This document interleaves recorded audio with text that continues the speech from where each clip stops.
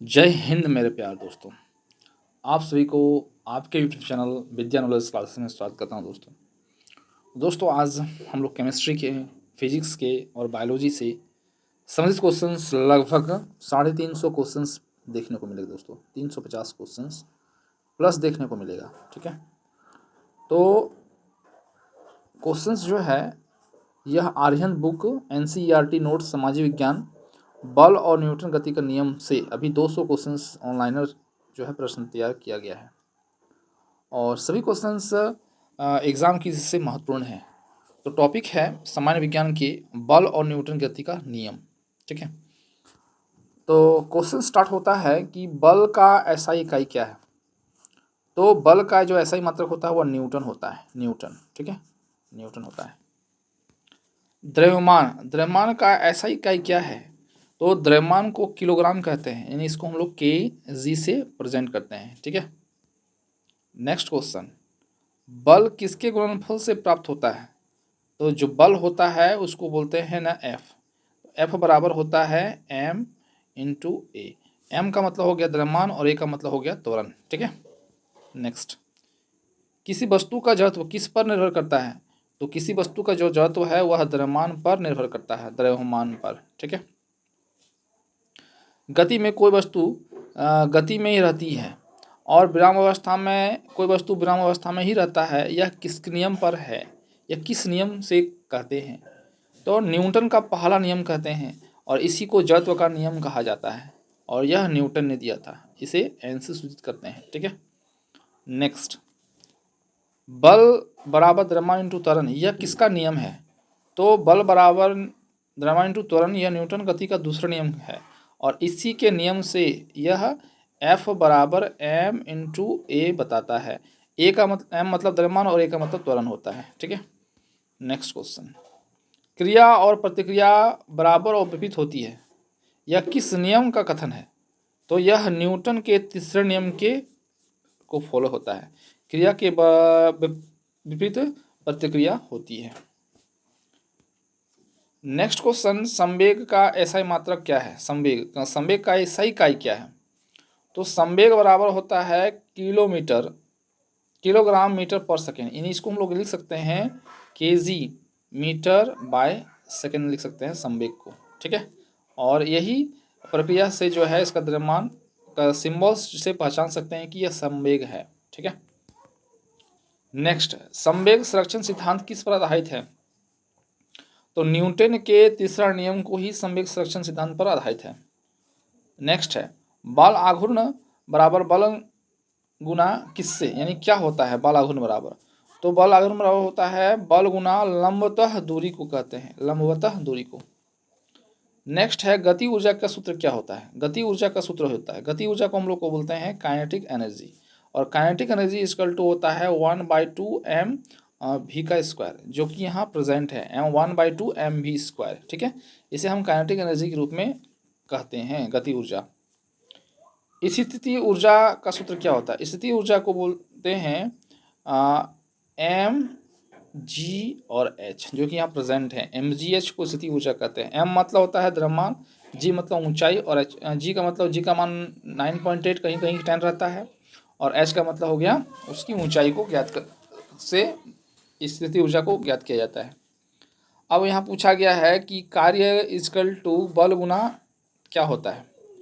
तो कार्य का मतलब होता है वर्क, तो वर्क बराबर होता है F इंटू एस और S को कहा जाता है विस्थापन और F को बोला जाता है बल। ठीक है, बल गुना विस्थापन को ही वर्क कहते हैं। ठीक है, नेक्स्ट क्वेश्चन, कार्य का एसआई इकाई क्या है। तो कार्य का एसआई इकाई होता है जूल, इसे जूल से सूचित करते हैं। ठीक है, नेक्स्ट क्वेश्चन है कि शक्ति का एसआई मात्रक क्या होता है। तो शक्ति का एसआई मात्रक वाट होता है। ठीक है, नेक्स्ट है 1 न्यूटन इक्वल टू कितने डाइन के बराबर होता है। तो 10 के पावर में 5 डाइन के बराबर होता है 1 न्यूटन इक्वल टू।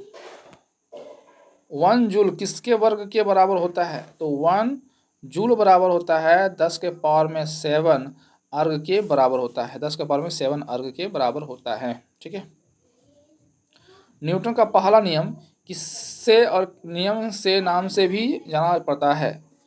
तो यह जड़त्व का नियम कहते हैं, जड़त्व के नियम को ही न्यूटन का पहला नियम कहते हैं। 1 किलोग्राम द्रव्यमान का संवेग ज्ञात कीजिए जब वेग 2 मीटर पर सेकेंड हो। तो उसे हम लोग ना केजी मीटर पर सेकेंड कहेंगे, केजी मीटर पर सेकेंड। पृथ्वी पर गुरुत्व त्वरण का मान कितना होता है? पृथ्वी पर गुरुत्व त्वरण का मान 9.8 मीटर पर सेकेंड स्क्वायर होता है। ठीक है, इसे छोटा जी का मान कहते हैं, 9.8 मीटर बाय सेकेंड स्क्वायर। ठीक है, भार किसके बराबर होता है? तो भार जो होता है ना द्रव्यमान गुना गुरुत्वाकर्षण के बराबर होता है। ठीक है, गुरुत्वीय बल किस बीच कार्य करता है? तो किसी भी दो द्रव्यमान के बीच कार्य करता है, दो द्रव्यमान के बीच। न्यूटन का क्वेश्चन है कि न्यूटन का गुरुत्वाकर्षण नियम कब प्रतिपादित हुआ था? तो होगा 1687 ईस्वी में यह नियम प्रतिपादित हुआ था। जब बल और विस्थापन विपरीत दिशा में हो तो कार्य कैसा होगा? तो कार्य जो होगा वह ऋणात्मक होगा। ठीक है, जब बल विस्थापन लंबवत हो तो कार्य कैसा होगा? तो कार्य जो होगा वह शून्य होगा। यानी कोई कुली बेग लेके 10 मिनट या 10 घंटा तक खड़ा है तो कार्य क्या होगा? किया गया कार्य शून्य होगा। ठीक है, क्योंकि उसके बीच में 90 डिग्री का कोण बनना है, तो 90 डिग्री का कोण बन रहा है तो cos 90 डिग्री का मान 0 होता है, इसलिए वह आंसर जो होगा वह 0 होगा। ठीक है, कौन सा बल पृथ्वी की सतह की ओर खींचता है? तो वह गुरुत्वाकर्षण बल है। यानी गुरुत्वाकर्षण के बल के कारण ही पृथ्वी पर जो वस्तु है वह अपनी अवस्था में निहित है। नेक्स्ट क्वेश्चन है कि घर्षण बल किस दिशा में कार्य करता है? तो गति के विपरीत दिशा में कार्य करता है घर्षण बल, गति के विपरीत दिशा में कार्य करता है। ठीक है, नेक्स्ट क्वेश्चन, द्रव्यमान और भार में अंतर क्या है?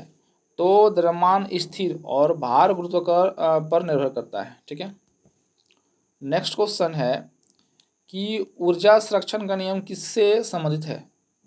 तो ऊर्जा न तो नष्ट होती है और न केवल एक रूप से दूसरे रूप में परिवर्तन किया जा सकता है। यानी ऊर्जा न तो नष्ट होता है, न ही परिवर्तित होता है, केवल एक रूप से दूसरे रूप में परिवर्तित किया जाता है। गति ऊर्जा किस पर निर्भर करती है? तो यह वेग पर निर्भर होता है। कार्य कब शून्य होता है? जब बल विस्थापन न हो, जब बल और विस्थापन न हो तो कार्य शून्य होता है। रॉकेट किस सिद्धांत पर कार्य करता है? तो न्यूटन गति के तीसरे नियम पर कार्य करता है। कहीं कहीं संवेग संरक्षण भी बोला जाता है, ये याद रखना है। न्यूटन गति का तीसरा नियम पर कार्य करता है। घर्षण कम करने के लिए किसका प्रयोग किया जाता है?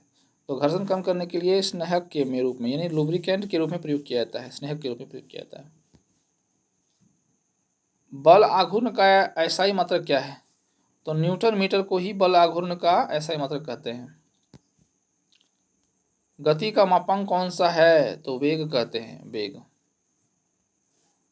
गति का ऐसा इकाई क्या है? तो मीटर बाय सेकेंड को ही गति का ऐसा इकाई कहते हैं। वेग किसका सदिश रूप है? तो यह गति का रूप है। त्वरण किसका अनुपात है? तो वेग में परिवर्तन बटा समय जो है त्वरण का अनुपात है। भारहीनता की स्थिति कहाँ अनुभव होता है? उपग्रह में ऐसा अनुभव होता है। कृत्रिम उपग्रह, प्रथम कृत्रिम उपग्रह स्पुतनिक 1 किस सिद्धांत पर आधारित है? तो वह न्यूटन गति के नियम पर आधारित है। संवेग बराबर क्या होता है? तो संवेग बराबर होता है, यानी P बराबर होता है m इंटू वी। तो m मतलब द्रव्यमान और v मतलब वेग। ठीक है, तो इससे हम लोग सूचित करेंगे संवेग बराबर m इंटू वी। ठीक है, कौन सा रॉकेट नियम रॉकेट के उड़ने में सहायक होता है? तो आंसर होगा क्रिया और प्रतिक्रिया के नियम पर होता है। ठीक है, 1 न्यूटन बल की परिभाषा क्या है? तो 1 किलोग्राम द्रव्यमान को 1 मीटर पर सेकंड त्वरण में बल देना। कार्य ऊर्जा में क्या संबंध है? तो कार्य बराबर होता है ऊर्जा, कार्य ऊर्जा दोनों समान होता है। शक्ति का अनुपात क्या होता है? तो कार्य बटा समय को ही शक्ति कहते हैं। 1 वाट शक्ति की परिभाषा क्या है? तो 1 सेकंड में 1 जूल कार्य करता है, 1 सेकंड में 1 जूल कार्य करता है। गाड़ी का अचानक रुकना और यात्री की आगे की ओर झुकना यह किस नियम का उदाहरण है? तो यह न्यूटन गति का पहला नियम पर आधारित है। तीरंदाज का प्रत्याशा छोड़ने पर तीर आगे की ओर बढ़ना किसका उदाहरण है? तो यह न्यूटन का तीसरा नियम पर आधारित है, न्यूटन का तीसरा नियम। बंदूक चलाने पर पीछे की ओर धक्का लगना किसका उदाहरण है? तो क्रिया प्रतिक्रिया के नियम पर आधारित है, क्रिया प्रतिक्रिया के नियम पर आधारित है। गेंद के नीचे गिरना किसका उदाहरण है? तो यह गुरुत्वाकर्षण बल के नियम पर आधारित है। अब यहाँ सब क्वेश्चंस जो है बल और गति का नियम है, जिसमें से अब एनसीईआरटी से लिया गया क्वेश्चंस है, ठीक है, सेट 2 में, जिसमें भी 100 प्रश्न देखने को मिलेगा। बल किस प्रकार की राशि है? तो बल जो है सदिश राशि है, ठीक है, जिसमें व और ब रहता है, वह सदिश अधिकतर सदिश राशि ही होता है। ये पहचानने का नियम है, ठीक है। कार्य देखिए इसमें व नहीं है, इसलिए यह किस प्रकार का राशि है ना, यह अदिश राशि है। ब या व प्रेजेंट नहीं है कार्य में, इसलिए। ऊर्जा देखिए इसमें भी व नहीं है, इसलिए क्या होगा ना, ऊर्जा किस प्रकार की ऊर्जा है? तो यह जो है अदिश राशि है। संवेग में देखिए यहाँ ब है, इसलिए संवेग किस प्रकार की राशि है? तो यह सदिश राशि है। ये पहचानने का नियम है। देखिए बल आघूर्ण किस प्रकार राशि है? तो यहाँ ब है, इसलिए क्या होगा ना, सदिश राशि है, ठीक है। अब यहाँ देखिए गुरुत्वाकर्षण का बल सदैव कैसा होता है? हमेशा आकर्षण, किसी वस्तु को अपनी ओर आकर्षित करेगा। दुनिया का सबसे कमजोर बल जो है वह गुरुत्वाकर्षण बल है, और इसमें आकर्षण बल होता है, अपनी ओर खींचता है। चुंबकीय बल कैसा होता है? तो आकर्षण और विकर्षण दोनों जो में चुंबकीय बल में होता है। विद्युत बल किस प्रकार का हो सकता है? तो आकर्षण और विकर्षण दोनों प्रकार का हो सकता है विद्युत बल में। नेक्स्ट क्वेश्चन है कि न्यूटन गति के कितने नियम हैं? तो न्यूटन गति के 3 नियम है। पहला नियम, दूसरा नियम और तीसरा नियम। यदि किसी वस्तु को बाह्य बल न हो तो उसका वेग संवेग कैसा रहेगा? तो स्थिर रहेगा, ठीक है। क्रिया और प्रतिक्रिया बल किस पर लगते हैं? दोनों अलग अलग वस्तु पर लगता है, दोनों अलग अलग वस्तु पर लगता है। कोई वस्तु सीधी रेखा में समान वेग से चल रही है तो यह किस नियम का उदाहरण है? तो यह प्रथम नियम के उदाहरण है। किस नियम का उदाहरण है? तो यह प्रथम नियम का उदाहरण है, ठीक है। जब कार अचानक मुड़ती है तो यात्री बाहर की ओर झुकता है, यह किस नियम का उदाहरण है? यह जड़त्व के नियम का उदाहरण है, जड़त्व के नियम का उदाहरण है। संवेग संरक्षण का नियम कहाँ लागू होता है? तो टक्कर में संवेग संरक्षण का लागू होता है। नेक्स्ट क्वेश्चन है कि विस्थापन और दूरी में क्या अंतर है? तो दूरी अदिश राशि है, विस्थापन सदिश राशि है, ठीक है। विस्थापन में ब है, इसलिए यह सदिश राशि है, दूरी में अदिश राशि होगा। विस्थापन का ऐसा मतलब क्या होता है? तो ये मीटर से मापते हैं, मीटर में मापते हैं। 1 जूल कार्य की क्या परिभाषा है? तो 1 न्यूटन बल से 1 मीटर विस्थापन होता है। भार का ऐसा इकाई क्या है? तो भार का ऐसा मतलब न्यूटन होता है। अंतरिक्ष में भारहीनता क्यों होती है? तो गुरुत्वाकर्षण का प्रभाव नगण्य होता है होने से, गुरुत्वाकर्षण का प्रभाव नगण्य होने से। उपग्रह को पृथ्वी की परिक्रमा कौन सा बल बनाए रखता है? तो आंसर जाएगा अभिकेंद्रीय बल बनाए रखता है, अभिकेंद्रीय बल। वृत्तीय गति से बाहर की ओर अनुभव होने वाला बल क्या कहलाता है? तो आंसर जाएगा अपकेंद्रीय बल होगा, अपकेंद्रीय बल। घूमती हुई बाल्टी में पानी न गिरने का कारण क्या है? तो आंसर जाएगा अपकेंद्रीय बल है। बल का सूत्र क्या होता है? तो बल बराबर होता है F बराबर ma, m मतलब द्रव्यमान और a मतलब त्वरण होता है। 1 न्यूटन डिजाइन क्या होता है? 10⁵ डाइन के बराबर होता है। गुरुत्वाकर्षण नियतांक g का मान क्या होता है? तो 6.67 इंटू 10⁻11 n m²/kg² होता है g का मान, बड़ा जी का मान। बड़ा जी का इकाई क्या होता है? इसमें कैसे सिंबल रहता है? तो n m²/kg² होता है गुरुत्वाकर्षण जी का मान। पृथ्वी का गुरुत्वात्वरण ध्रुव पर कैसा होता है? तो वह अधिकतम होता है गुरुत्वात्वरण। पृथ्वी का गुरुत्वात्वरण भूमध्य रेखा पर कैसा होता है? तो वह भूमध्य रेखा पर न्यूनतम होता है। मुक्तापन में किसी वस्तु का त्वरण किसके बराबर होता है? तो जी यानी गुरुत्वात्वरण के बराबर होता है। संवेग परिवर्तन की दर किसके बराबर होता है? तो बल के बराबर होता है। किसी वस्तु को त्वरित करने के लिए क्या चाहिए? तो बल चाहिए। बल संवेग परिवर्तन की दर बराबर होता है, यह किस नियम है? यह न्यूटन गति का दूसरा नियम है। पृथ्वी की उपग्रह को कक्षा में बनाए रखने के लिए बल देती है, तो आंसर जाएगा अभिकेंद्रीय बल देती है। उपग्रह की गति किसके कारण बनती है? तो वह जड़त्व के कारण बनती है। कृत्रिम उपग्रह का वेग किस प्रकार का होता है? तो अभिकेंद्रीय के प्रकार का होता है। पृथ्वी पर चंद्रमा पृथ्वी के चारों ओर क्यों घूमती है? तो गुरुत्वाकर्षण बल के कारण जो है चारों ओर घूमती है, गुरुत्वाकर्षण बल के कारण। ठीक है। गाड़ी का अचानक चलना और आते पीछे की ओर झुकना किसका उदाहरण है? तो वह जड़त्व का उदाहरण है, और जड़त्व को ही न्यूटन का पहला नियम कहते हैं। गाड़ी में ब्रेक लगने पर आगे की ओर झटका नियम लगता है, तो यह न्यूटन का पहला नियम, इसी को ही जड़त्व का नियम कहते हैं। पृथ्वी पर कोई वस्तु मीटर पर सेकंड स्क्वायर की तरफ से गिरती है, यानी इसका मान क्या हो जाएगा ना, 9.8 मीटर स्क्वायर हो जाएगा, छोटा जी का मान। ठीक है। किस बल को हम चल पाते हैं, किस बल से हम चल जाते हैं? तो घर्षण बल के कारण जो है हम लोग चल पाते हैं। अगर घर्षण बल नहीं होता तो कोई गाड़ी भी नहीं चल पाता। ठीक है। यदि घर्षण ना हो तो चलना संभव है या नहीं? तो संभव नहीं है, असंभव है। ठीक है। घर्षण बल का क्या लाभ है? तो चलना, पकड़ना, गाड़ी रोकना, गाड़ी चलना, ये सभी जो है वह घर्षण बल के कारण ही हो पाता है। घर्षण बल की हानि क्या है? तो ऊर्जा की हानि होती है, मशीनों की गर्मी होता है, और कल पुर्जे जो है खराब होता है, टायर खराब होते हैं, ये सब जो है वह घर्षण बल की हानि है। ठीक है। मनुष्य में घर्षण बल कम करने के लिए प्रयोग किया है, तो वह किया जाता है तेल या ग्रीस लगा करके जो है मशीन के घर्षण को कम किया जा सकता है। पृथ्वी पर किसी सतह के किसी वस्तु का भार चंद्रमा पर कैसा होता है? तो 1/6 भाग के बराबर होता है। चंद्रमा पर जी का मान कितना होता है? तो 1.67 मीटर पर सेकेंड होता है। पृथ्वी का द्रव्यमान लगभग कितना होता है? तो 5.98 इंटू 10⁻24 kg के बराबर होता है। पृथ्वी की त्रिज्या कितनी होती है? तो लगभग 6371 किलोमीटर होती है। संवेग संरक्षण का नियम किस प्रकार से टक्कर लागू होता है? तो प्रत्यास्था और अप्रत्यास्था दोनों में लागू होता है। धक्का मुक्की में दोनों पीछे की आगे क्यों खिसकता है? तो क्रिया प्रतिक्रिया के नियम पर लागू होता है। अब क्वेश्चंस जो है 3 सेट है, जिसमें से बल का आयाम क्या होता है? तो mL t² - t का स्क्वायर होता है। कार्य का आयाम क्या होता है? तो mL²/t का स्क्वायर होता है। ऊर्जा का आयाम क्या होता है? तो mL/t² होता है। ठीक है। यानी आप देख सकते हैं कि कार्य और ऊर्जा दोनों का मतलब जूल होता है, इसलिए इसका आयाम भी जो है समान है। शक्ति का आयाम क्या होता है? तो mL² t⁻3। वेग का आयाम क्या होता है? No L/t।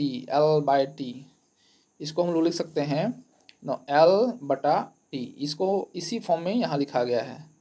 ठीक है। यानी L और t को ऊपर ले जाएंगे तो -1 हो जाएगा। ठीक है। इस प्रकार से लिख सकते हैं। त्वरण का आयाम क्या होता है? तो L/t का स्क्वायर होगा।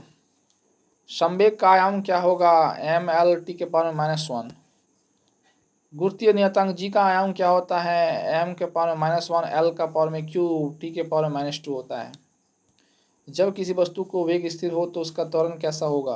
तो त्वरण जो है वह 0 हो जाएगा, 0। जब किसी वस्तु का वेग बढ़ता है तो त्वरण कैसा होता है? तो त्वरण जो होता है वह धनात्मक हो जाता है। जब किसी वस्तु का वेग घटता है तो त्वरण कैसा होता है? तो त्वरण जो है ऋणात्मक हो जाता है। गिरती हुई वस्तु का वेग कौन सा बल कार्य करता है? तो वह गुरुत्व बल कार्य करता है। गिरती हुई वस्तु की किस प्रकार की गति होती है? तो आंसर होगा समांतर त्वरण गति होती है। एक समान बल लगने पर भारी और हल्की वस्तु में किसका त्वरण अधिक होता है? तो हल्की वस्तु का त्वरण अधिक होता है।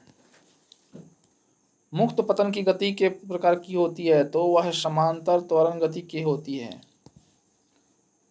यदि कोई वस्तु शून्य से गिरती है तो उसका संवेग कैसा होता है? तो जी छोटा जी के बराबर होता है। पृथ्वी की सतह पर ऊंचाई बढ़ने पर जी का मान कैसा होता है? तो वह घटता है। पृथ्वी के केंद्र पर जी का मान कितना होता है? तो वह 0 होता है। अंतरिक्ष यात्री को भारीनता क्यों अनुभूति होता है? तो मुक्त पतन के कारण ऐसा होता है। जब हम चलकर नाव आगे की ओर बढ़ाते हैं तो यह नियम का उदाहरण क्या है? तो यह नियम का न्यूटन का तीसरा नियम है। अगर कोई वस्तु दुगनी ऊंचाई से गिराया जाता है तो उसका वेग कैसा हो जाएगा, तो √2 गुना हो जाएगा। यदि किसी वस्तु का द्रव्यमान दुगुना हो तो त्वरण गुरुत्व त्वरण का असर कैसा होगा, कोई असर नहीं होगा। 10 किलोग्राम का द्रव्यमान 20 न्यूटन पर त्वरण कैसा हो जाएगा, तो इसमें याद रखना है तो F बराबर ma होता है। तो F का मान यहाँ देखिए ना 20 दिया हुआ है, m का मान 10 दिया है, पूछा गया a, इससे इसको काट देंगे कितना आ जाएगा 2। तो देखिए यहाँ लिखा हुआ है 2 मीटर स्क्वायर। ठीक है, नेक्स्ट क्वेश्चन है 5 किलोग्राम वस्तु 3 मीटर स्क्वायर की त्वरित होता है तो बल क्या होगा, तो बल हो जाएगा F बराबर m इंटू ए। तो m का मान दिया हुआ है 5 और a का मान दिया है 3, तो 5 दिया कितना हो जाएगा 15 न्यूटन। तो देखिए यहाँ 15 न्यूटन प्रेजेंट है। तो इस प्रकार से जो है न्यूटन न्यूमेरिकल्स का हल किया जा सकता है। पृथ्वी के चारों ओर घूमना उपग्रह कौन सा बल लगता है, तो आंसर जाएगा अभिकेंद्रीय बल लगता है। ठीक है, पंखे की पत्तियों की गति किस प्रकार की होती है, तो वह वृत्तीय गति होती है। ठीक है, वृत्तीय गति में वेग दिशा कैसी होती है, तो वह अस्पष्ट रेखीय होती है। वृत्तीय गति में त्वरण की दिशा कैसी होती है, तो केंद्र की ओर होती है।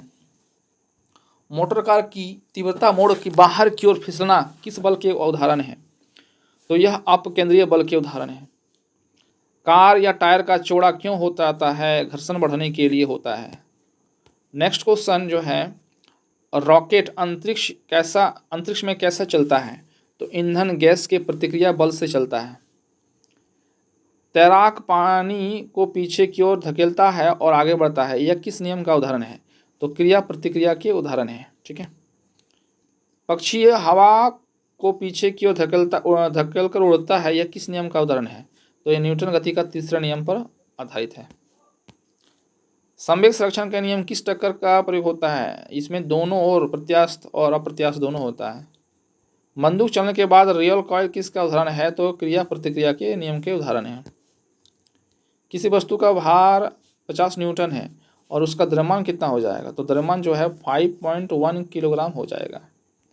यदि कोई वस्तु 2 सेकंड में 20 मीटर चलता है तो उसकी गति कैसा हो जाएगा, तो गति बराबर हो जाएगा, चाल पूछा है दूरी बड़ा समय, दूरी का मान 20 है, समय 2 से भागा देंगे कितना आएगा 10, और गति को हम लोग मीटर पर सेकंड में सूचित करते हैं। मीटर दिया हुआ है, सेकंड है, 3 मीटर बाई सेकंड हो जाएगा। यदि किसी वस्तु का बेस 0 से 20 मीटर है 5 सेकंड में होता है तो त्वरण क्या हो जाएगा, त्वरण का फॉर्मूला होता है, यानी आप यहाँ लिख सकते हैं a बराबर v माइनस यू बटा टी। ठीक है, v का मतलब होता है अंतिम वेग, यानी 20 है, अब 20 में 0 घटाएंगे तो कितना हो जाएगा ना 20 बटा समय कितना है ना 5 से भागा देंगे 4 आ जाएगा। तो यहाँ लिख सकते हैं 4 मीटर सेकंड का स्क्वायर, तो यहाँ ऑप्शन में दिया हुआ है 4 मीटर सेकंड स्क्वायर। ठीक है,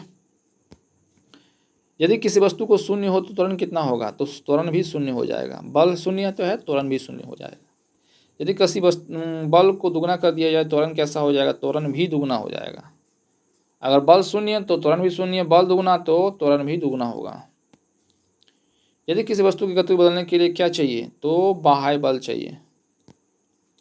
रबड़ की गेंद दीवार से टकराकर वापस आती है, तो यह किस नियम का उदाहरण है, तो वह संवेग संरक्षण के नियम का उदाहरण है।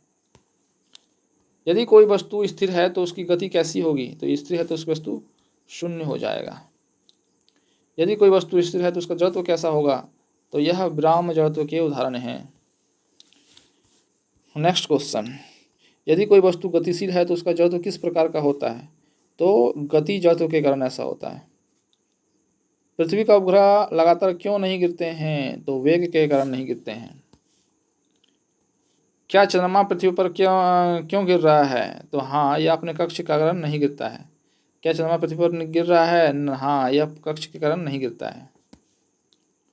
मुक्त पतन के समय t के बाद वस्तु की दूरी तय करती है, तो हो जाएगा 1/2 GT²। पृथ्वी के चारों ओर उपग्रह की गति किस प्रकार की है, तो वह वृत्तीय गति के कारण होता है। आंसर जाएगा वृत्तीय गति। ठीक है, आंसर वृत्तीय गति। कृत्रिम उपग्रह का पृथ्वी की ओर क्यों नहीं गिरता है, तो अस्पष्ट रेखीय वेग के कारण ऐसा होता है। अब 50 क्वेश्चंस है, सब ऑनलाइन है और न्यूमेरिकल्स क्वेश्चंस है। ठीक है, तो एग्जाम में न्यूमेरिकल्स क्वेश्चन आता है। अब ये पहचानते कैसे हैं, तो इसको पहचान सीखें। द्रव्यमान 2 किलोग्राम है और 10 न्यूटन है यानी बल है, तो उसका त्वरण पूछा गया है। तो त्वरण यानी सिंपल सा लिखना है F बराबर m इंटू ए। एफ का मान 10 न्यूटन, m का मान 2 और a पूछा गया है, तो इससे इसको भागा देंगे कितना आ जाएगा 5। यानी त्वरण को हम लोग लिख सकते हैं 5 मीटर बाय सेकेंड स्क्वायर, यहाँ प्रेजेंट है 5 मीटर सेकेंड स्क्वायर। इस प्रकार से न्यूमेरिकल्स निकाला जाता है।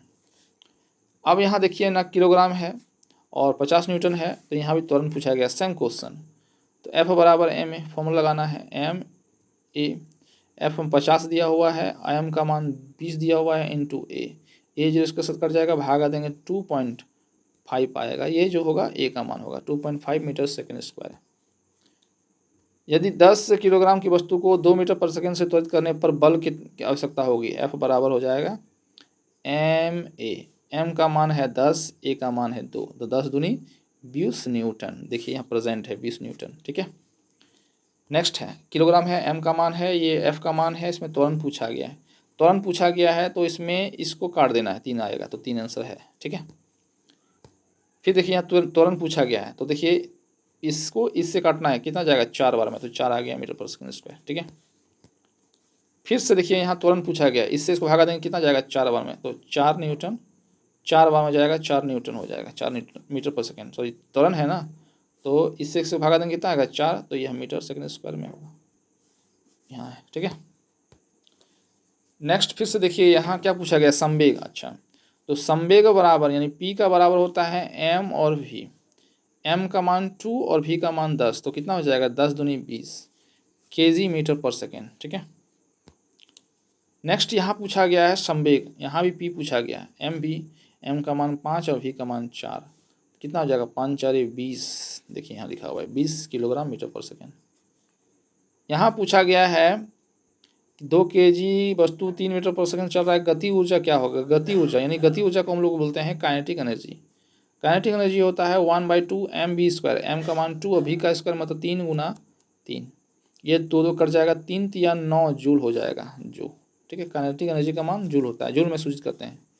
काइनेटिक एनर्जी और क्या बोलते हैं स्थिति ऊर्जा, गति ऊर्जा स्थिति ऊर्जा दोनों का मतलब जूल होता है।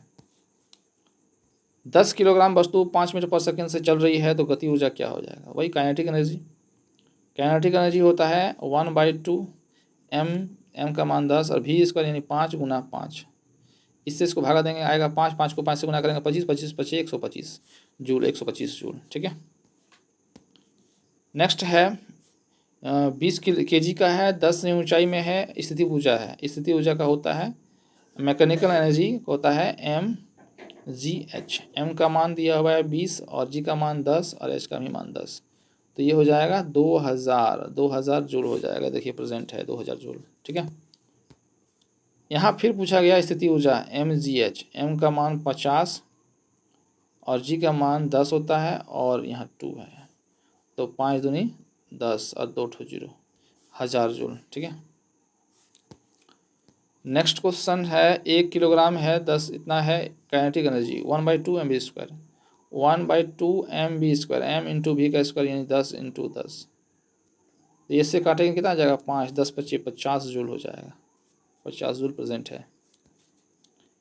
नेक्स्ट है इसमें पूछा है संवेग निकालना है, संवेग बराबर P बराबर m और v। तो यहाँ m का मान देख सकते हैं कि m का जो मान है 1000 kg है इंटू बी हो जाएगा, तो 2 से गुना करेंगे और इधर 4 जीरो हो जाएगा, ठीक है। तो यहाँ 4 zero kilogram metre second answer. Next है इतना kg इतना मीटर पर सेकेंड, गति ऊर्जा क्या हो जाएगा 1/2 mv स्क्वायर, m का मान हो गया 1000 1/2 है इंटू v का मान 20 इंटू 20 हो जाएगा, ये 2 कट जाएगा, तो 2 बचेगा, यहाँ 1 2 3 4 5 जीरो, 5 जीरो प्रेजेंट है, ठीक है। तो जूल से प्रेजेंट कर सकते हैं। फिर से यहाँ m का मान है, यहाँ जो है 5 से 15 हो जाता है 2 सेकंड में, क्या हो जाएगा, तो त्वरण बराबर होता है v माइनस यू, v का मान 10 और 15 घटाएंगे कितना हो जाएगा, 15 में 5 घटाएंगे कितना हो जाएगा, देखिए इसको निकालने की प्रक्रिया होता है। त्वरण पूछा है तो a का मान हो जाएगा v माइनस यू बटा टी होता है, तो v का मान 15 है और u का मान 5 है, इन दोनों घटा कर डायरेक्ट लिखना है 10, और t का मान कितना है ना कि t का मान 2 है तो 2 लिखेंगे, इससे इसको भागा देंगे कितना आएगा 5, तो जो निकालने के लिए बोला जाएगा बस उसी का प्रयोग करना है, या 10 kg का कोई मतलब ही नहीं था। ठीक है। 5 किलोग्राम की वस्तु 100 न्यूटन व लगने पर उसका त्वरण क्या हो जाएगा। त्वरण का मतलब ए का मान निकालना है। एफ बराबर एम ए लगाना है, एफ बराबर एम ए। यहाँ 100 न्यूटन है और एम का मान 5 है, ए निकालना है। 5 से भागा देंगे तो 20 न्यूटन पर सेकंड हो जाएगा। ठीक है। बस यहाँ भी निकालना है एफ का मान, एम ए, एम का मान 50, ए का मान 5, तो 25 यानी 1 0 है न्यूटन, 250 न्यूटन हो जाएगा। ठीक है। सभी क्वेश्चंस एग्जाम की दृष्टि से बहुत ही महत्वपूर्ण है। अब यहाँ संवेग पूछा है, P बराबर एम भी, एम का मान 1 और भी का मान 10, गुणा करेंगे इतना, यानी 10 kg मीटर पर सेकंड होगा, यही संवेग का मान होगा। ठीक है। नेक्स्ट पूछा है कि वेग कितना होगा, तो P बराबर एम भी हो जाएगा। तो P, एक मिनट, P बराबर एम इंटू भी हो जाएगा। तो P का मान P का मान दिया हुआ है ना, द्रव्यमान इतना केजी, द्रव्यमान इतना केजी है, तो वेग कितना हो जाएगा। तो इसमें डायरेक्ट क्या करना है ना, इससे इसको भागा देना है, इससे इसको भागा दीजिए, जो जो आएगा वही इसका वेग हो जाएगा। ठीक है। नेक्स्ट क्या है, इतना गति ऊर्जा है और द्रव्यमान है, वेग निकालना है। ठीक है। वेग निकालना है तो इसमें भी वैसे ही करना है, इससे इसको भागा देना है, इससे इसको भागा देना है, 10 आएगा। यदि कोई द्रव्यमान 2 kg और संवेग 10 किलोग्राम मीटर पर सेकेंड है तो वेग क्या होगा। तो फॉर्मूला लिखना है ना, संवेग का फॉर्मूला होता है P बराबर एम भी। तो संवेग यानी P का मान दिया हुआ है 10 और किलोग्राम का मान दिया है 2, वेग पूछा गया है, 2 से भागा देंगे आएगा 5, तो V का मान आ गया 5, यानी 5 मीटर पर सेकेंड आंसर जाएगा। ठीक है। नेक्स्ट क्वेश्चन, 500 न्यूटन बल 2 मीटर विस्थापन पर लगाया गया, किया गया कार्य क्या होगा। तो कार्य यानी W बराबर होता है F इंटू एस। एफ का मान तो न्यूटन में है, तो 500 न्यूटन इंटू एस का मान 2 है, तो 5 दूनी 10, यानी ये 1000 में हो जाएगा जूल, और वर्ग का मात्रा क्या होता है जूल, तो ऑप्शन में होगा जूल। ठीक है। 1000 जूल आंसर जाएगा। नेक्स्ट क्वेश्चन, 200 न्यूटन बल से 5 मीटर विस्थापन करने पर वर्ग क्या हो जाएगा। तो सिंपल सी बात है, अभी हम लोग देखें कि विस्थापन निकालने के दोनों को मल्टीपल किए थे, तो मल्टीपल करना है, तो 5 दूनी 10 और 2 0, यानी 1000 जूल हो जाएगा। ठीक है। नेक्स्ट क्वेश्चन, 100 मीटर बल 20 मीटर विस्थापन पर किया गया कार्य क्या होगा। बस F इंटू एस, तो बिस इसमें भी ऐसे ही करना है, दोनों को मल्टीपल करना है, तो 2 का 2 हो जाएगा, यहाँ 3 0 एक्स्ट्रा हो जाएगा जूल। तो यहाँ देख सकते हैं इसका आंसर दिया हुआ है 2000 जूल। ठीक है। नेक्स्ट क्वेश्चन, यदि 1000 जूल किया गया कार्य 10 सेकंड में है तो शक्ति क्या होगा। ठीक है। तो शक्ति की निकालने के लिए शक्ति को पावर P बोलते हैं, तो वर्क बाय टाइम हो जाएगा। तो वर्क का मान है 1000 बटा टाइम है 10 सेकेंड, 0 से काट देंगे कितना आ जाएगा 100 वाट, और पावर का मतलब वाट होता है, इसलिए आंसर जाएगा 100 वाट। ठीक है। नेक्स्ट क्वेश्चन, यदि 2000 जूल पर कार्य 20 सेकंड करता है तो शक्ति क्या होगा। तो शक्ति का निकालना है, P निकालना है W/T, W का मान 2000 है और T का मान 20 सेकंड है, ये 0 इसके साथ कट जाएगा, यहाँ 2 से इसको काटेंगे 100 जाएगा, तो इसका भी आंसर जाएगा 100 वाट। ठीक है। आंसर देख सकते हैं यहाँ 100 वाट है। ठीक है। नेक्स्ट क्वेश्चन, यदि 500 जूल कार्य 5 सेकंड में किया गया है तो शक्ति क्या होगा। यानी शक्ति का मतलब P का मान निकालना है, W, तो W का मान कितना है ना 500, T का मान कितना है ना 5, भागा देंगे कितना आएगा ना 100 न्यूटन वाट। ठीक है। आंसर जाएगा 100 वाट। नेक्स्ट क्वेश्चन है कि यदि एक हॉर्स पावर 746 वाट होता है तो 1492 वाट कितने हॉर्स पावर के होंगे। तो ये तो मैथ जैसा क्वेश्चन हो गया कि 1 HP बराबर 746 वाट होता है। तो यहाँ पूछा गया है कि 1492 वाट बराबर कितना HP होगा। ठीक है। तो एक मिनट इसको लिख देते हैं यहाँ कि 1 HP बराबर जो है 746 वाट है, तो 1492 वाट इक्वल टू क्या होगा। तो यहाँ क्रॉस करके हम निकाल सकते हैं। ठीक है। नहीं तो यहाँ याद रखना है कि 1 HP जो है इतना है, तो इतना स्पीड क्या होगा, ये कितना से गुना हुआ है ना, 2 से गुना हुआ है, तो यहाँ भी 2 से गुना होगा, यानी 2 HP हो जाएगा। ठीक है, नहीं तो इससे इसको भागा देना है, आंसर आ जाएगा 2 HP। ठीक है, नेक्स्ट क्वेश्चन है, यदि जी का मान इतना है और 10 किलोग्राम वस्तु का भार कितना हो जाएगा। भार का निकालना है। ठीक है, वेट तो कितना हो जाएगा ना, इसका आंसर हो जाएगा mg, तो यानी 10 गुना जी का मान 9.8, पॉइंट हटाएंगे 10 आ जाएगा, 10 10 कट जाएगा, कितना हो जाएगा ना 98 और न्यूटन हो जाएगा। भार का मतलब न्यूटन होता है, इसलिए न्यूटन आंसर जाएगा। ठीक है, नेक्स्ट क्वेश्चन है, 20 kg वस्तु का भार कितना होगा। ये जी का मान 2 है तो क्या होगा, तो भार निकालने के लिए, वेट निकालने के लिए क्या होगा ना, किलोग्राम, एम का मान इतना है और जी का मान 10 है, गुना कर देंगे तो हो जाएगा 200 न्यूटन। ठीक है, 60 kg व्यक्ति का भार कितना हो जाएगा। तो भार निकालने के लिए mg होता है, तो m का मान 60 kg है और g का मान 10 है, गुना कर देंगे तो 600, और भार का मान न्यूटन में होता है, ऐसे मतलब में ये 600 न्यूटन हो जाएगा। अब क्वेश्चन बहुत ही वेरी वेरी इंपॉर्टेंट है, चंद्रमा पर 60 kg व्यक्ति का भार कितना होगा चंद्रमा पर, तो 1/6 कम हो, 1/6 जो है कम हो जाता है, तो इसका पहले वेट निकालना पड़ेगा, तो 60 × 10, और 1/6 कम हो जाता है, 6 भागा देना है, तो यहाँ आ जाएगा 100, 10 को 10 से गुना करेंगे तो कितना हो जाएगा ना 100 न्यूटन आंसर जाएगा, 100 न्यूटन, 100 न्यूटन। ठीक है, यदि कोई बॉल 40 न्यूटन और द्रव्यमान 20 किलोग्राम है तो त्वरण क्या होगा। तो एक फॉर्मूला लगाना है, F बराबर m × a, F का मान 40 न्यूटन है, m का मान 20 है, इंटू a होगा, इससे इसको भागा देना है, 2 आएगा, तो 2 मीटर पर सेकंड आएगा त्वरण का मान। ठीक है, यदि बल्ब 25 न्यूटन है, त्वरण इतना है, तो द्रव्यमान कितना होगा। द्रव्यमान मतलब m का मान निकालना है, F बराबर m × a, F का मान 25 है, m निकालना है और a का मान 5 है, 5 से 5 को भागा देंगे 5 आएगा, तो केजी में आएगा 5 किलोग्राम। ठीक है, नेक्स्ट है 10 किलोग्राम की वस्तु 2 मीटर पर सेकेंड से 5 सेकेंड में त्वरित होती है, तो अंतिम वेग क्या होगा। इसमें जो होगा, गति का पहला नियम का फॉर्मूला लगाना है, v बराबर हो जाएगा ना u + at, ये फॉर्मूला लगाना है। ठीक है, तो u प्रारंभिक वेग यहाँ क्या हो जाएगा ना 0, प्लस a का मान कितना है ना 2, और t का मान कितना है ना 5, तो अंतिम वेग निकालना है, v निकालना है, तो 5 10 और प्लस 0 कितना हो जाएगा 10, अंतिम वेग मीटर पर सेकंड में लिखते हैं, तो ऑप्शन यहाँ दिया हुआ है 10 मीटर पर सेकंड। ठीक है, नेक्स्ट क्वेश्चंस यहाँ पूछा गया है, ऊपर के प्रश्न 188 में संवेग कितना होगा।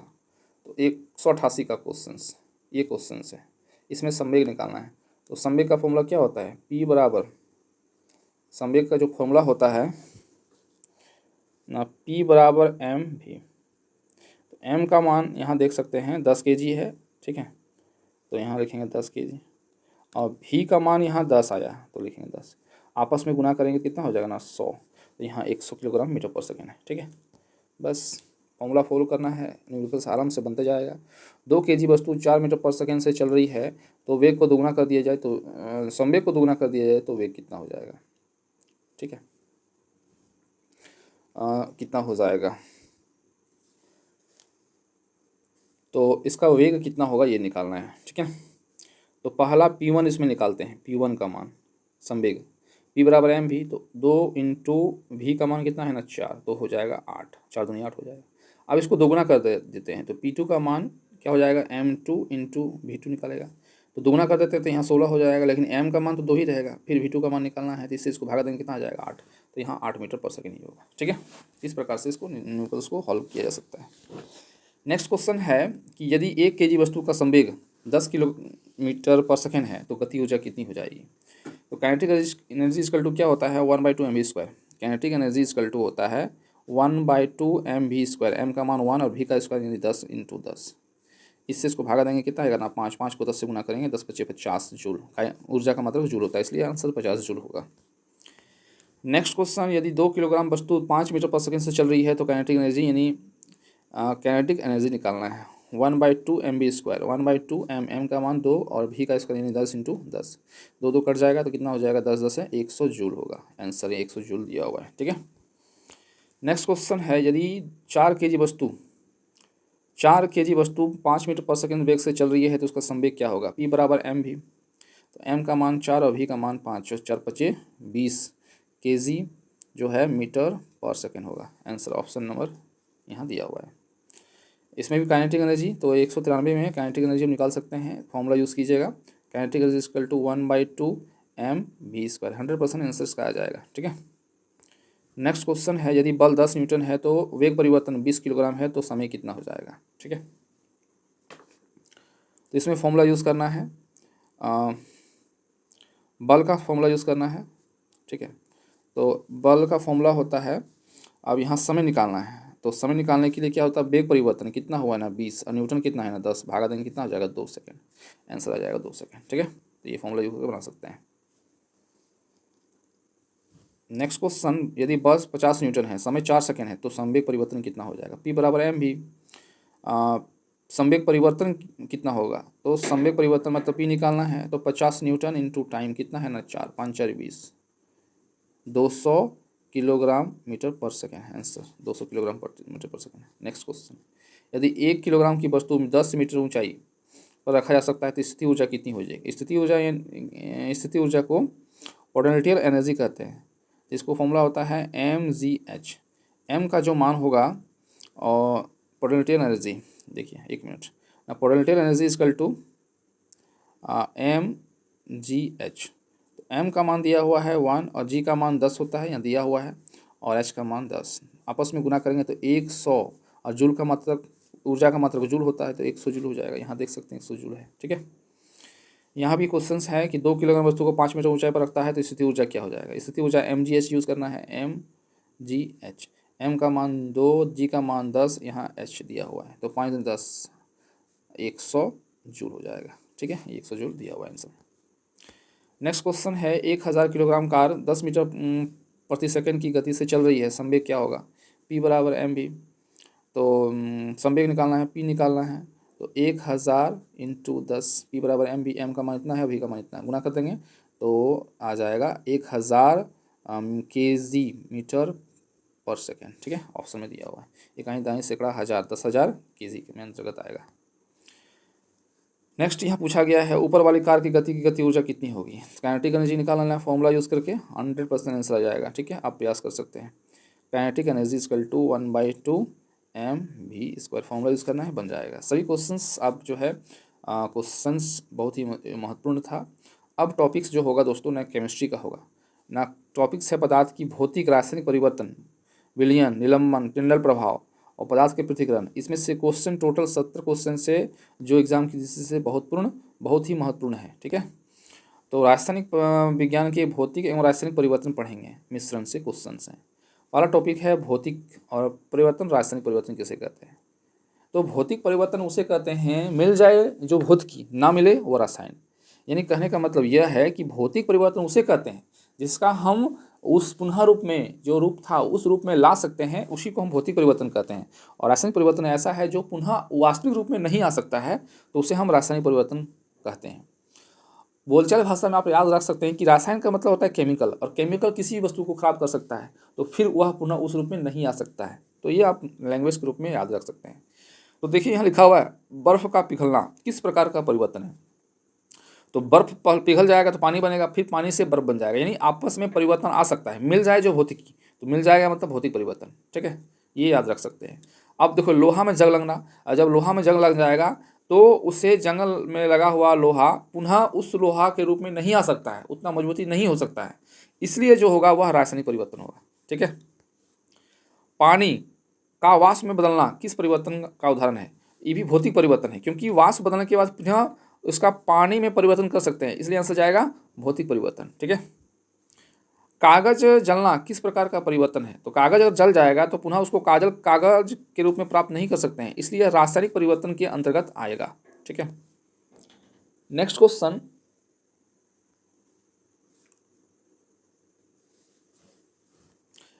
क्वेश्चन, नमक का पानी घुलना किस प्रकार का परिवर्तन है। तो नमक का अगर पानी घुल जाएगा तो फिर पुनः उस रूप में ला सकते हैं, तो ये भौतिक परिवर्तन के उदाहरण है, भौतिक परिवर्तन के उदाहरण है। ठीक है। नेक्स्ट क्वेश्चन, चीनी का घुलना किस परिवर्तन का उदाहरण है। तो यह भौतिक परिवर्तन के उदाहरण है। ठीक है, क्योंकि चीनी में घुला हुआ फिर उसे चाहे तो चीनी में ला सकते हैं, तो भौतिक परिवर्तन का उदाहरण है। अब ये वेरी वेरी इंपॉर्टेंट है कि मोमबत्ती का जलना किस प्रकार के परिवर्तन है। तो यहाँ दिया हुआ है कि भौतिक और रासायनिक परिवर्तन नहीं, अगर जल जाता है तो वह 100% रासायनिक परिवर्तन होगा, ठीक है। और एक होता है मोमबत्ती का गलना, गलना अगर बोला जाएगा, गलना अगर बोला जाएगा तो 100% जो होगा वह भौतिक परिवर्तन होगा। लेकिन अगर जलना बोला जाए तो रासायनिक परिवर्तन होगा, क्योंकि जल जाएगा तो फिर पुनः मोमबत्ती नहीं बनाया जा सकता है, तो नष्ट हो गया, खत्म हो गया, इसलिए यह रासायनिक परिवर्तन के अंतर्गत आएगा। और जलने का बात किया जाए, जलने का, तो वह भौतिक परिवर्तन होगा, ठीक है। नेक्स्ट क्वेश्चन, द्रव्य से ठोस में बदलना किस परिवर्तन का उदाहरण है। तो आंसर जाएगा भौतिक परिवर्तन के उदाहरण है, ठीक है। अंडा उबलना किस परिवर्तन का उदाहरण है। तो रासायनिक परिवर्तन के उदाहरण है। लोहे का पिघलना किस परिवर्तन का उदाहरण है। आंसर जाएगा ना भौतिक परिवर्तन का उदाहरण है। धातु का ऑक्सीकरण किस परिवर्तन का उदाहरण है। रासायनिक परिवर्तन है। नेक्स्ट क्वेश्चन, पानी में शक्कर घुलना मिश्रण बनता है, तो ऐसा होगा सजातीय मिश्रण है। मिट्टी में रेत डालने पर किस प्रकार का मिश्रण बनता है। तो आंसर जाएगा ना विषम परिवर्तन होता है। पानी का जमना किस प्रकार का परिवर्तन है। तो वह भौतिक परिवर्तन है। अब क्वेश्चन है बिलियन से क्वेश्चन है, ठीक है। बिलियन क्वेश्चन है कि बिलियन क्या होता है ना। कोलाइडी सोने का विलियन है। एग्जाम्पल से सोने का घोल किस प्रकार का कोलाइड है। तो ये आंसर जाएगा ना धात्विक कोलाइड है। बिलियन के प्रकीर्णन माध्यम होता है, तो वह पानी में होता है। बिलियन का रंग कैसा होता है। यहाँ बुलियन दिया है, लेकिन बिलियन याद रखना है। रंग जो होता है वह लाल होता है बुलियन का। बुलियन को किसने खोजा था, यानी माइकल फैराडे ने खोजा था, माइकल फैराडे। प्रकीर्णन अवस्था क्या होती है। तो आंसर जाएगा ना स्वर्ण कण जैसा होता है। बुलियन किस प्रकार के मिश्रण का उदाहरण है। कोलाइडी विलियन का उदाहरण है। क्या विलियन स्थायी घोल होता है। हाँ, स्थायी घोल होता है। विलियन का उपयोग किस क्षेत्र में होता है। तो यह औषधि और सजावट में किया जाता है। बुलियन का एक अन्य नाम क्या है। सोने का कोलाइड, सोने का कोलाइड कहते हैं, सोने का कोलाइड कहा जाता है। नेक्स्ट क्वेश्चन है सस्पेंशन यानी निलंबन। सस्पेंशन क्या है। क्वेश्चन है निलंबन किस प्रकार के मिश्रण है। तो वह विषम मिश्रण है, विषमांगी मिश्रण, विषम। निलंबन में कणों का आकार कितना होता है। तो 100 nm से अधिक होता है। निलंबन स्थिर होता है या अस्थिर होता है। तो वह अस्थिर होता है। निलंबन का उदाहरण दीजिए। पानी में मिट्टी, पानी में मिट्टी। निलंबन का रंग कैसा होता है। तो धुंधला होता है। क्या निलंबन में ठंडा प्रभाव दिखता है। हाँ, आंसर जाएगा हाँ। क्या निलंबन की नंगी आंखों से देखा जा सकता है। हाँ, देखा जा सकता है। क्या निलंबन को निस्तदन अलग किया जा सकता है। हाँ, किया जा सकता है। हाँ। क्या निलंबन एक सजातीय मिश्रण है। नहीं। निलंबन कितने समय बाद जम जाते हैं। थोड़े समय के बाद जम जाते हैं। दूध को पानी में घोलना निलंबन है या नहीं। नहीं, यह कोलाइड है। चॉक पाउडर पानी में एक मिलने पर कौन सा मिश्रण बनेगा। तो आंसर जाएगा निलंबन। निलंबन किस श्रेणी में मिश्रण भाग हैं। तो वह विषमांगी मिश्रण है। क्या निलंबन प्रकाश को बिखेरता है। हाँ, बिखेरता है। निलंबन का एक अन्य उदाहरण देना है। पानी में रेत। नेक्स्ट क्वेश्चन है टिन्डल प्रभाव क्या है न। प्रकाश का कोलाइडी कोनों में बिखरना जो है टिन्डल प्रभाव के उदाहरण है। टिन्डल प्रभाव खोज किसने किया था। टिन्डल ने किया था। टिन्डल प्रभाव किस प्रकार का मिश्रण दिखाई पड़ता है। तो कोलाइड में दिखाई पड़ता है। क्या सच्चे बिल्ले के टिन्डल प्रभाव दिखता है। नहीं। टिन्डल प्रभाव का उपयोग किसमें होता है। तो कोलाइड के पहचान के लिए किया जाता है। कोलाइड के पहचान के लिए किया जाता है। कोलाइड का सबसे बड़ा लक्षण क्या होता है। टिन्डल प्रभाव का दिखना। सूर्य की किरणें जब धुंधले कमरे में होती है तो यह किसका उदाहरण है। टिन्डल प्रभाव के उदाहरण है। जंगल में धुंध के बीच सूर्य का प्रकाश कैसे दिखता है। तो टिन्डल प्रभाव के कारण दिखता है। टॉर्च की रोशनी धुंध दिखाई में कौन सा प्रभाव पड़ता है। यह टिन्डल प्रभाव के उदाहरण है। क्या टिन्डल प्रभाव को कोलाइडी या सच्चे विलियन में अंतर होता है। हाँ, अंतर किया जा सकता है। टिन्डल प्रभाव देखने का कारण क्या है। कणों द्वारा प्रकाश का प्रकीर्णन, कणों द्वारा प्रकाश का प्रकीर्णन। कौन सा मिश्रण पारदर्शी होते हुए भी टिन्डल प्रभाव होता है। तो आंसर जाएगा कोलाइड। धुएं में प्रकाश की किरणें दिखाई का उदाहरण क्या है। तो यह टिन्डल प्रभाव के उदाहरण है। अब पढ़ेंगे पदार्थ के पृथक्करण। टॉपिक वाइज क्वेश्चन है दोस्तों। नमक को पानी से अलग करना किस विधि का उदाहरण है? तो वाष्पन विधि से हम अलग कर सकते हैं। रेत को पानी से अलग करना किस विधि का उदाहरण है? तो नियस्लन के उदाहरण है। घी से मक्खन अलग करने की विधि को क्या कहते हैं? अपकेंद्रन कहते हैं। पानी से घुलनशील ठोस निकलने के लिए कौन से विधि का प्रयोग किया जाता है? तो आसवन विधि का प्रयोग किया जाता है। पेट्रोल और डीजल को कच्चे तेल से अलग करने की विधि क्या है? तो आंसर जाएगा अंशयान विधि है। दूध से क्रीम निकालने की विधि को क्या कहते हैं? अपकेंद्रन कहते हैं। पानी से बारीक मिट्टी को अलग करने की विधि क्या होती है? तो अवसादन होता है। नेक्स्ट क्वेश्चन, हवा में नाइट्रोजन ऑक्सीजन को अलग करने की विधि क्या होता है? आंसर जाएगा अंश आसवन विधि जाएगा। धातु अयस्क से धातु प्राप्त करने की कौन सी विधि अपनाई जाती है? तो आंसर होगा धातु कर्म अपनाई जाती है। चीनी को पानी से अलग करना क्या विधि है? तो आंसर जाएगा वाष्पीकरण। तेल और पानी को अलग करने की विधि क्या होता है? आंसर जाएगा पृथक्करण की। पानी को शुद्ध करने की प्रक्रिया क्या कहलाता है? आसवन विधि होगा। घोले से क्रिस्टल बनाने की विधि क्या कहलाती है? आंसर जाएगा सफिष्टीकरण आंसर जाएगा। हवा में धूल अलग करने की विधि क्या होती है? नियस्दन होती है। धातु को अयस्क से अलग करने की विधि क्या होती है? नसांद्रण कहलाता है। अब हम लोग बायोलॉजी का क्वेश्चन रहेगा। कोशिका सिद्धांत, कोशिका प्रकार, कोशिका की संरचना, कोशिका का चक्र, ये इसमें से क्वेश्चंस 50 क्वेश्चंस ऑनलाइन प्रश्न किया गया है जो एग्जाम की दृष्टि से महत्वपूर्ण है। क्वेश्चन 50 क्वेश्चन हम लोग पढ़ेंगे बायोलॉजी से।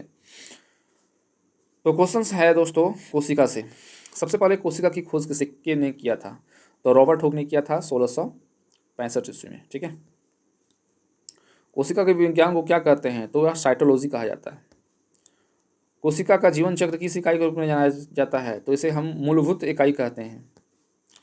जीव विज्ञान का सबसे छोटा संरचनात्मक इकाई को क्या कहते हैं? तो कोशिका कहते हैं। ठीक है। मानव शरीर, मानव शरीर में सबसे बड़ी कोशिका कौन सी है? तो अंडाणु होगा। मानव शरीर में सबसे बड़ी लंबी कोशिका कौन सी है? तो तंत्रिका कोशिका होगा। शरीर का सबसे छोटी कोशिका कौन सा है? तो आंसर आ जाएगा रक्त कोशिका, RBC, रेड ब्लड सेल। किस जीव को कोशिका विहीन कहा जाता है? आंसर होगा विषाणु, वायरस। रक्त में शरीर में रक्त की कोशिका कहाँ बनती है? अस्थि मज्जा में बनता है। किस वैज्ञानिक को कोशिका जनक कहा जाता है? तो रॉबर्ट हुक को कहा जाता है, क्योंकि इसी ने 1665 ईस्वी में कोशिका का खोज किया था। 1665 ईस्वी में। अब पढ़ेंगे कोशिका सिद्धांत। तो कोशिका सिद्धांत किसने दिया था? तो स्लाइडन एंड स्वान ने दिया था। कोशिका सिद्धांत का पूर्ण रूप क्या है? तो आंसर होगा रुडोल्फ विर्चो। क्वेश्चन है, कोशिका सिद्धांत के अनुसार सभी जीव किसके बने होते हैं? तो कोशिकाओं से बने होते हैं। कोशिका सिद्धांत के अनुसार कई कोशिका कहाँ पाया जाता है? तो वह पूर्ववर्ती कोशिका से होते हैं। कोशिका सिद्धांत कब प्रतिपादित किया गया था? 1838 से 1839 में। कोशिका सिद्धांत के अनुसार कोशिका की मूलभूत इकाई क्या है? तो आंसर जाएगा जीवन की है। कोशिका सिद्धांत के अनुसार सभी उपचयन क्रियाएं होती है कोशिका में होती हैं। किस वैज्ञानिक ने कहा था कोशिका इन कोशिका से ही उत्पन्न हुआ है? आंसर होगा विर्चो ने। कोशिका सिद्धांत किन जीवों पर लागू नहीं होता है? तो विषाणु पर लागू नहीं होता है। कोशिका सिद्धांत का आधुनिक रूप किस पर आधारित है? आंसर होगा आणविक जीवन पर आधारित है। अब पढ़ेंगे कोशिका के प्रकार। तो क्वेश्चन है, कोशिका कितने प्रकार के होते हैं? तो ये 2 प्रकार के होते हैं, प्रोकैरियोटिक और यूकेरियोटिक्स होते हैं। किस प्रकार की कोशिका झिल्ली अंग युक्त नहीं है? तो आंसर जाएगा प्रोकैरियोटिक। किस प्रकार की कोशिका को सुस्पष्ट केंद्रक होता है? तो आंसर होगा यूकेरियोटिक। जीवाणु किस प्रकार की कोशिका का उदाहरण है? तो यह प्रोकैरियोटिक के उदाहरण है। मानव की कोशिकाएं किस प्रकार की होती हैं? तो जो यूकेरियोटिक्स होती हैं। प्रोकैरियोटिक्स कोशिका डीएनए कैसा होता है? तो वह वृत्ताकार होता है। यूकेरियोटिक्स कोशिका डीएनए कहाँ पाया जाता है? तो आंसर जाएगा डीएनए केंद्रक में पाया जाता है। माइटोकॉन्ड्रिया किस प्रकार की कोशिका होती है? तो आंसर होगा यूकेरियोटिक्स होती है। नीला हरा शैवाल किस प्रकार की कोशिका का उदाहरण है? तो प्रोकैरियोटिक्स के उदाहरण है। पादप जंतु कोशिका किस श्रेणी में आता है? आंसर होगा यूकेरियोटिक्स के अंतर्गत आता है। नेक्स्ट क्वेश्चन है, कोशिका की संरचनात्मक इकाई क्या है? कोशिका की झिल्ली किसके बनी होती है? लिपिड और प्रोटीन की बनी होती है। पादप कोशिका में कौन सी आंतरिक परत पाई जाती है? तो आंसर जाएगा कोशिका भित्ति आंसर जाएगा। कोशिका भित्ति की किसकी बनी होती है? कोशिका भित्ति जो होती है किसकी बनी होती है? तो यह सेलुलोज की बनी होती है। कोशिका को उत्पादन किस कोशिकांग में होता है? तो वह माइटोकॉन्ड्रिया में होता है। कोशिका का पावर हाउस किसे कहा जाता है? तो माइटोकॉन्ड्रिया को कोशिका का पावर हाउस कहा जाता है। प्रोटीन का संश्लेषण कहाँ होता है? तो राइबोसोम में होता है। प्रकाश संश्लेषण कहाँ होता है? तो क्लोरोप्लास्ट में होता है। लाइसोसोम क्या क्या कहा जाता है? लाइसोसोम को कोशिका का आत्महत्या थैली कहा जाता है। गाल्जी तंत्र का मुख्य उदाहरण क्या है, कार्य क्या है? श्रवण और संशोधन। नेक्स्ट है, कोशिका जल का लवण और भंडारण कहाँ होता है? तो राजधानी में होता है। अब कोशिका चक्र से क्वेश्चन है, कोशिका चक्र कितने प्रकार के होते हैं? तो 2 प्रकार के होता है, इंटरफेज और विभाजन द्वारा। कोशिका चक्र का सबसे लंबा चरण कौन सा है? इंटरफेज होगा। डीएनए की प्रकृति किस चरण में होती है? तो आंसर होगा एस चरण, इंटरफेज में होती है।